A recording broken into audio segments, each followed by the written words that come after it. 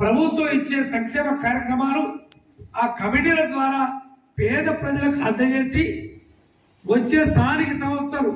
సర్పంచులు కానీ ఎంపీటీసీలు కానీ సహకార సంఘాల ఎన్నికల్లో కానీ మున్సిపల్ ఎన్నికల్లో కానీ పూర్తి స్థాయిలో 180% కాంగ్రెస్ పక్షాన విజయం సాధించే కొరకు ఈ యొక్క కమిటీలని మళ్ళీ ఏర్పాటు చేసుకోవాలని చెప్పి మన యొక్క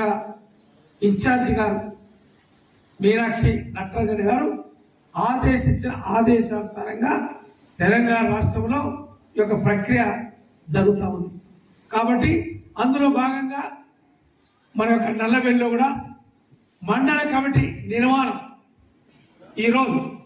మండల కమిటీ నిర్మాణానికి ఒక్కరు అధ్యక్షుడు, 2 కార్యవర్గ అధ్యక్షుడు అంటే వర్కింగ్ ప్రెసిడెంట్స్. ఆ ఇద్దరికి